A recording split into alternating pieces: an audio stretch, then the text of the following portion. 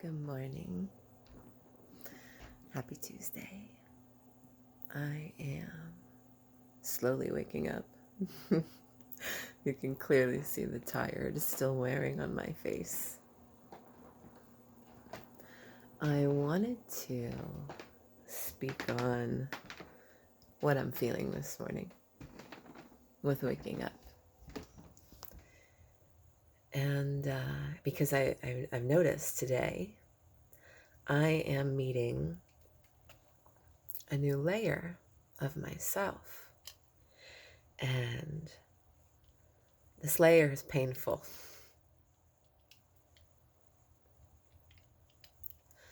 Sometimes it's really hard because, we go to sleep and at night, that's when our subconscious works things out for us, right? And I was waking up last night and oh boy, there was so much information going on in my brain, so much going back and forth and communication and things being sorted out. And I woke up and, this can be the toughest part when you're waking up and it's like you're just automatically in this new zone, like this new area with yourself. Like you might wake up facing like some pretty hard feelings to deal with. And this is a new layer because I wasn't feeling this way yesterday, and that's okay. So now, I've made some emotional space, right? I created that. So this is my inner self saying, okay, we cleared things out last night. Now, and I'm here. This layer of me is here to meet you. I have things I need to say to you. And I'm sorry that it's heavy. I'm sorry that, I'm sorry to wake you up like this, but I am here. And, the tricky part with that is to not get attached. We have learned a lot, and I know I have learned to, I over-identified with my feelings for a very long time in my life. It felt like they were a part of me. Well, they are, but, like it was me. Like everything I was feeling, everything I was going through, it was me, and it consumed me. And I believe it consumed me because that's what happens when we don't know how to feel in a detached manner and take it on, as if it's us, our identity.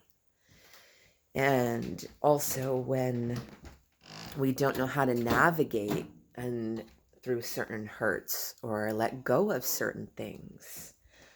That too, the shadow and the monster will just grow bigger and bigger, especially if you're ignoring it, especially if you're tossing it aside, 333, or you don't have the resources and the knowledge of how to move through these things. And so that's the first thing that I wanted to acknowledge is that, yes, this feeling is mine and I feel it. This is a world of duality. So I can feel heavy. I can have feelings that I need to work through, but also know that I am not my feelings and that I am okay and that I can work through these things. And what I'm experiencing this morning is, pain, a layer of heartache, a layer of missing what I thought I had at one point with someone.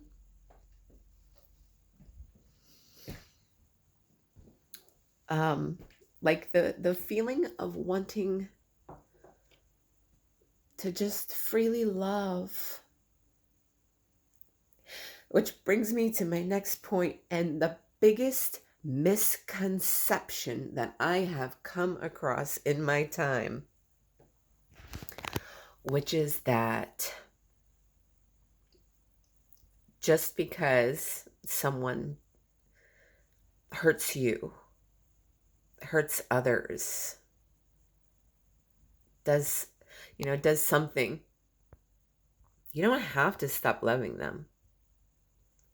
I feel like like, I don't know, for some reason, like, I grew up with this, obviously it's from experiences around me and the family that I came from, but what ended up happening is this belief formed where when someone exited my life or when they hurt me, I was to not love them anymore.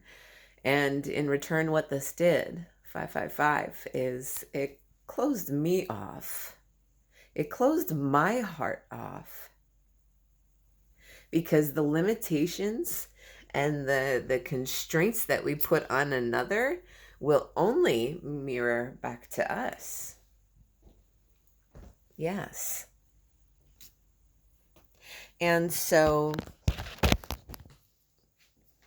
I no longer allow myself. I don't take myself to that place because it doesn't serve me. From here and in the astral and spiritual, the love flows. The love will never flow, because despite what someone has done, the actions they've taken in the physical, I know who they really are.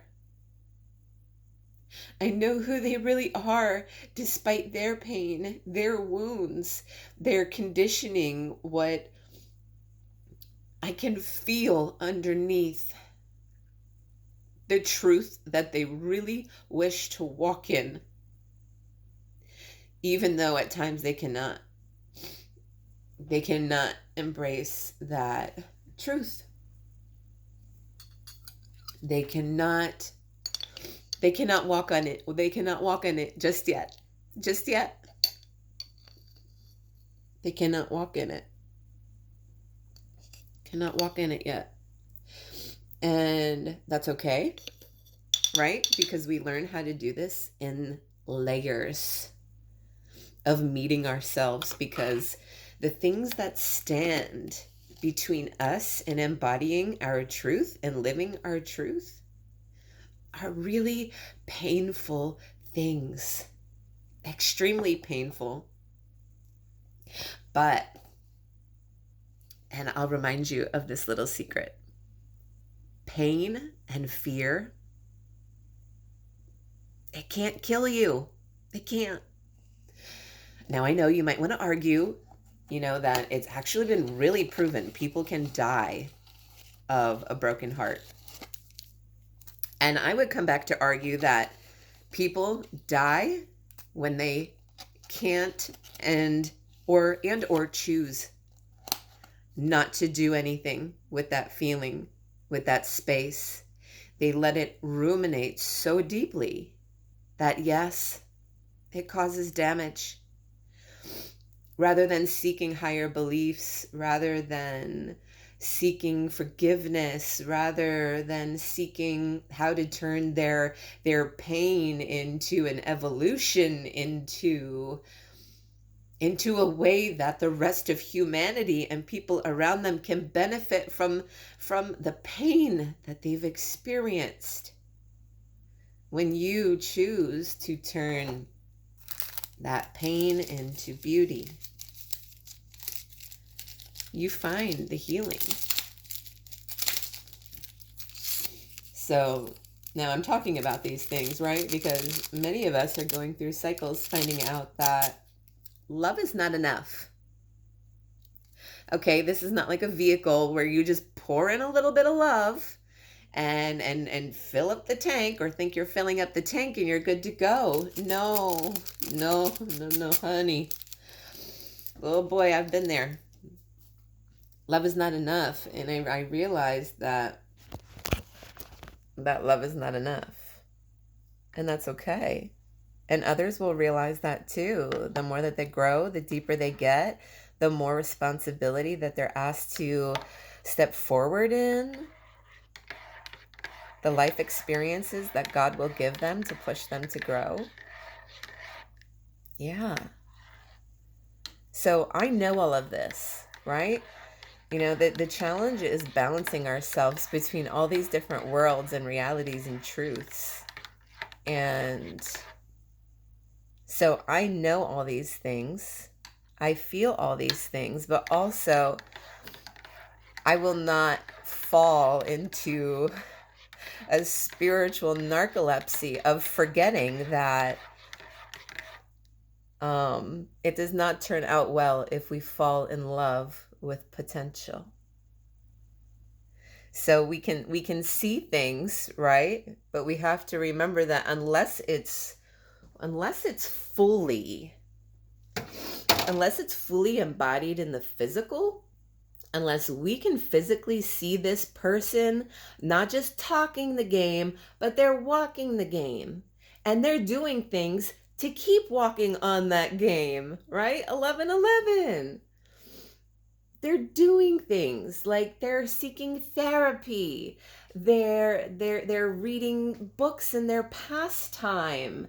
They're seeking out mentors, friends with those who actually have degrees. 1133.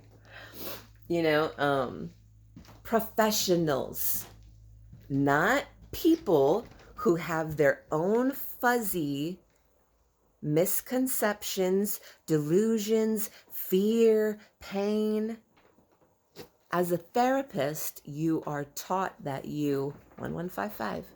As a therapist, you are taught to separate yourself. You are in a level of neutrality to where your own thoughts, your own perceptions, any of your own wounding, 1212. Wow, Spirit really wanted me to see the 1212. It felt like that second really slowed down. Pardon me.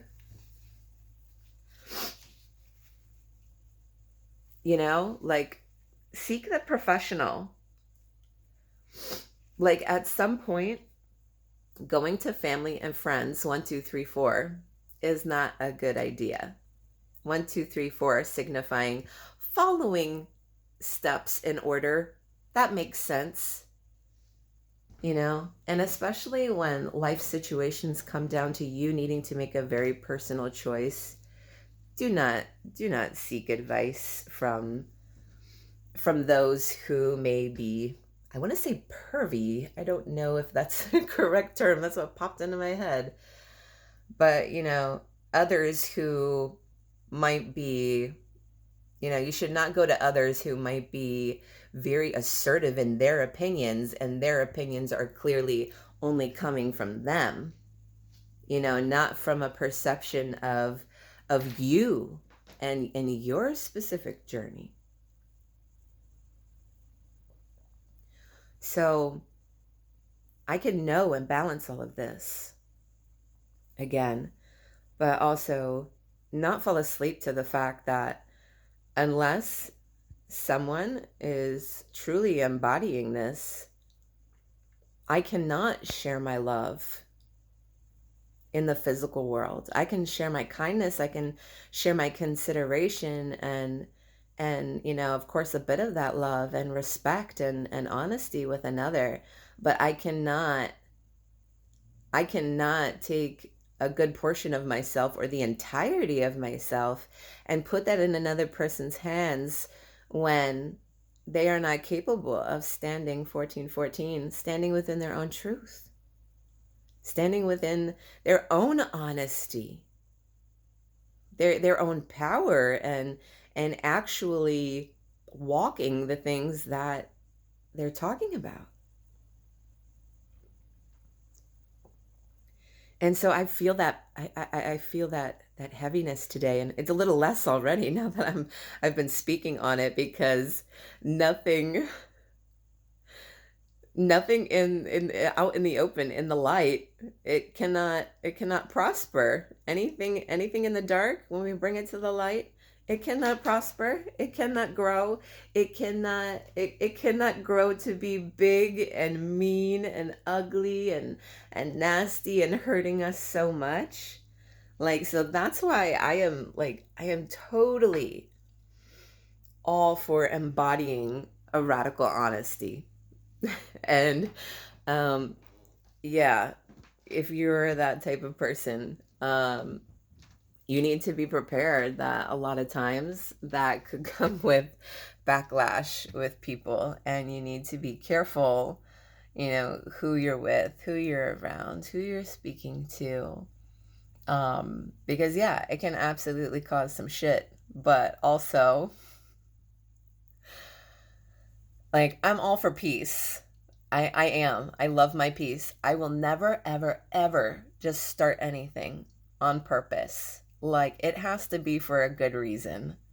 And I'm an Aries sun, so it's like, if someone wants to play the shit starting game, I'm all in. I'm not gonna start it myself. I'm not gonna feed into it. I'm not gonna defend myself. I'm not gonna point fingers, and I'm not gonna blame you either. But you better bet your ass that I'm gonna show up in whole truth. If you thought it was bad before, I was being nice before. I was being nice. And I still am. I still am. Because truth sets you free. And even the people who hurt us, who do us wrong, they deserve to heal. They need to heal. That's why this ain't no blame game. That's why I ain't even worried about defending myself. Because I fucking love you. I fucking love you. I embody God's love. That's how I heal. And when you embody God's love, you can't take that for yourself. You can't keep it. You can't be selfish. 1717, you can't be selfish. You still give that love, and you wish the healing. You do. You wish the healing. You extend that love and you give it. So, yeah. If someone wants to start a game, okay, I'll play. That's fine. Just know I'm going to play by the rules. Even if you don't. Even if you win. Even if you win in the end. That's fine. I don't care. Because what I have, that not a single person on this earth could take from me, is my truth. My honesty. My sovereignty. And the rightful place that I have sitting right next to God. Not beneath him, not above him, but next to him. And that is the way that relationships and connection should be done. And I will protect and maintain that belief within myself, because I know that it is pure, that it is true, and that my life has radically changed, and I am able to navigate the hardest of situations because of these truths. Because of what God has taught me, because of what God has shown me. And I know that truth, it is a coven. It is a safety. It is my safety. It's my safety net. It is my home. And it is my home away from home. I can take it wherever I go. Even if I was locked up and incarcerated, no one could take that from me. No one. And in a physical world where we do see so much selfishness and people wanting to take and take simply because they don't know how to create it themselves, it's definitely a very high priority to grow, protect, 2020 on the timer, grow, protect, and maintain these beautiful, beautiful gifts that God can give to us that will never, ever, ever get lost. And I think that's scary for some, because that means you have to take full accountability. You have to take full responsibility, because when you are given these things and no one can take them from you, that means it's completely up to you to take care of them. It's completely up to you to nurture them, to pour into them on a daily basis, and changing your lifestyle. 2112.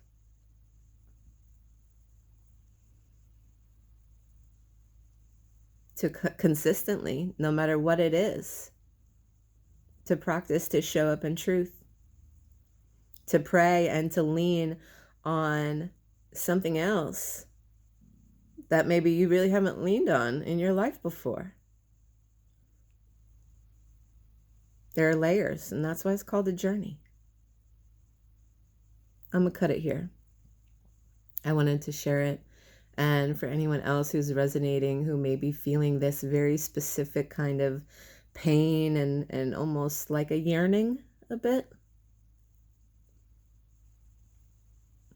I hope you know that you're not alone, that others understand, that you're strong and that you're beautiful, and just don't stop. 2211. Keep meeting these layers of yourself. Don't get attached. Just focus on the message. It's the message. It's not about the details. 2222. It's not about the details. It's not about, like how things happen. Focus on that message. I love you. Have a beautiful, beautiful day that you need.